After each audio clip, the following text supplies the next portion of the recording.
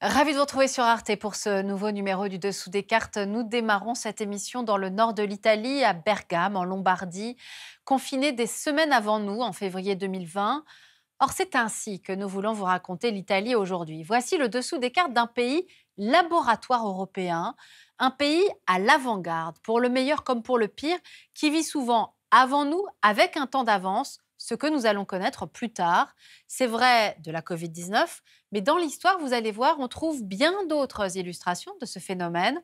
Du populisme comme modèle politique aux problématiques migratoires, l'Italie est bien souvent aux avant-postes. Tout de suite donc, direction Bergame. Bergame, petite ville typique de la riche région de Lombardie à 50 km de Milan. Elle se situe au sein d'une province à forte densité résidentielle et industrielle. Son aéroport, hub italien de Ryanair, est le troisième du pays avec 17 millions de passagers annuels et des liaisons nombreuses jusqu'en Chine, du moins avant la pandémie de la Covid-19. Fin février 2020 donc, les premiers cas sont cités à Alzano Lombardo.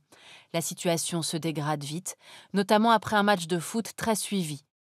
Fin mars, la province compte 5400 morts, 6 voire 10 fois plus que sa moyenne mensuelle.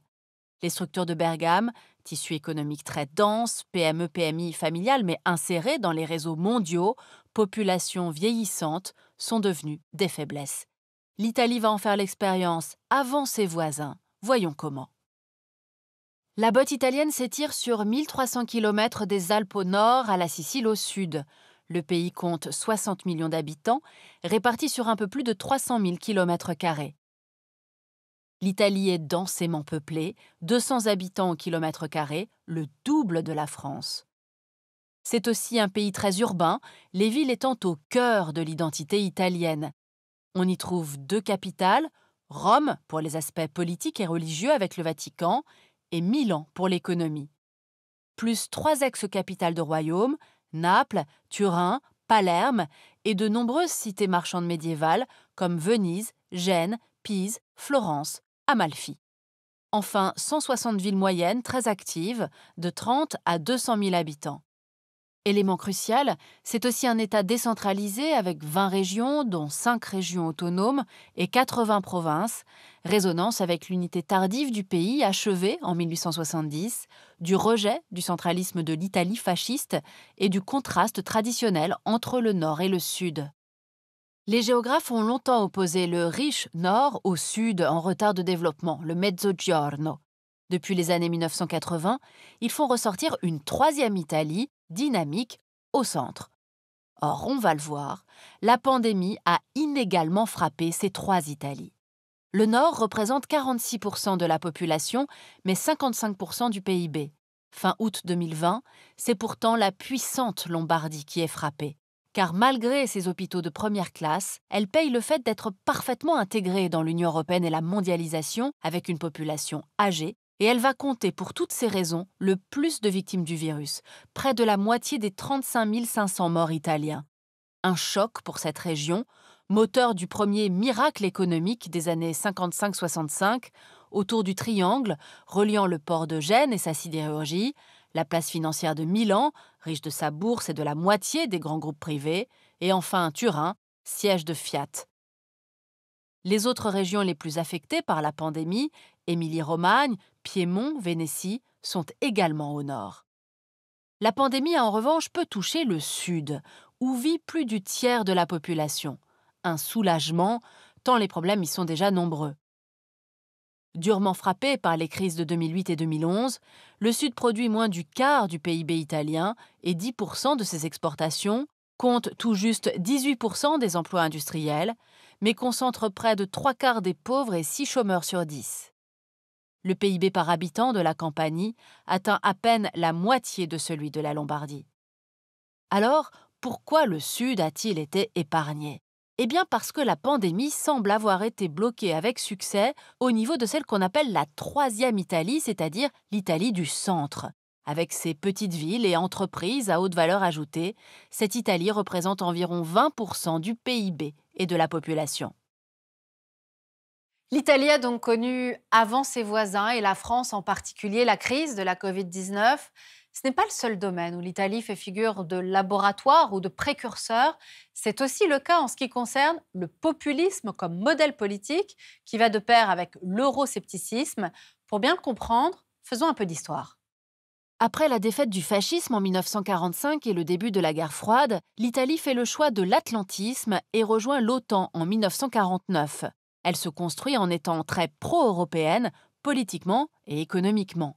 Le démocrate chrétien De Gasperi sera l'un des pères fondateurs de l'Europe, au même titre que le français Schuman et l'allemand Adenauer. Même le Parti communiste, exclu du gouvernement en 1947 mais puissant régionalement, deviendra eurocommuniste. Dès 1965, 70% des exportations du pays se font vers la CEE. L'Italie, et notamment le Mezzogiorno, reste depuis les années 80 grand bénéficiaire des aides régionales européennes.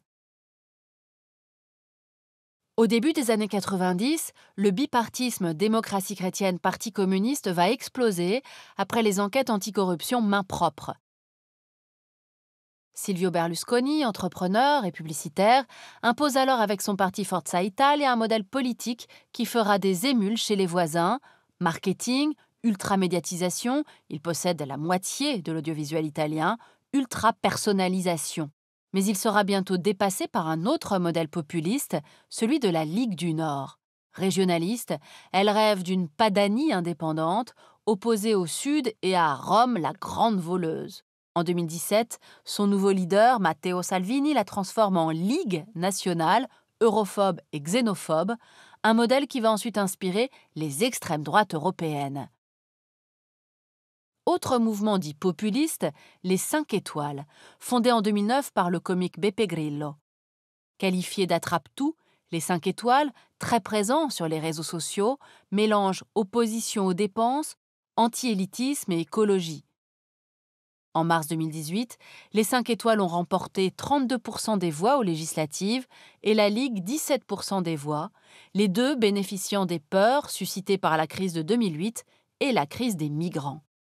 La question migratoire, précisément, autre problématique qui rentre par l'Italie avant de diffuser chez les voisins.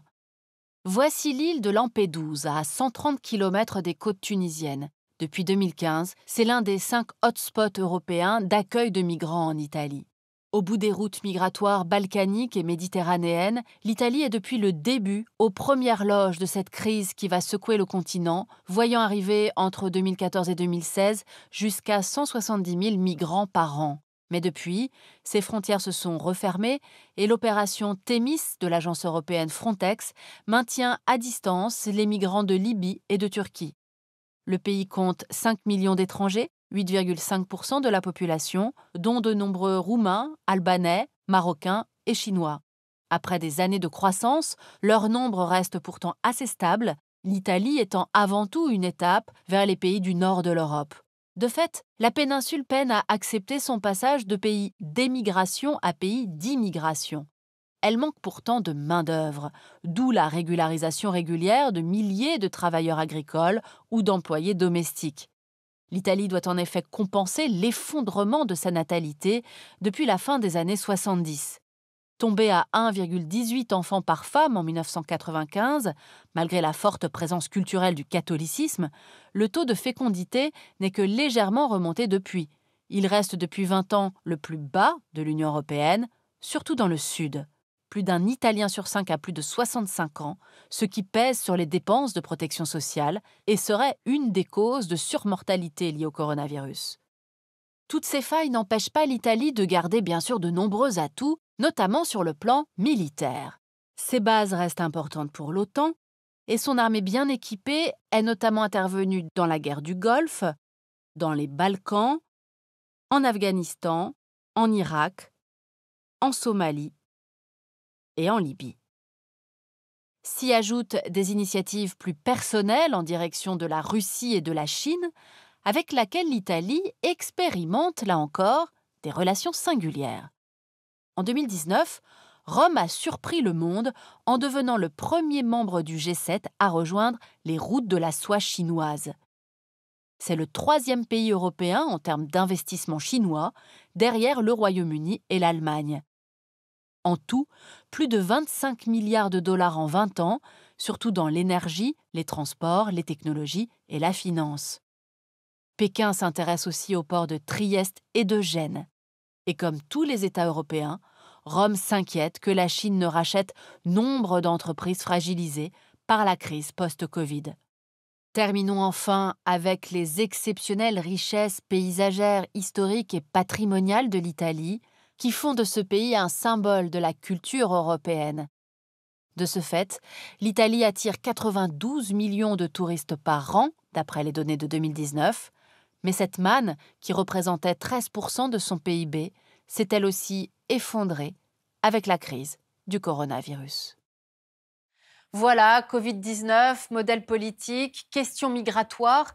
L'Italie est bien ce laboratoire européen à l'avant-garde du continent, pour le meilleur et pour le pire.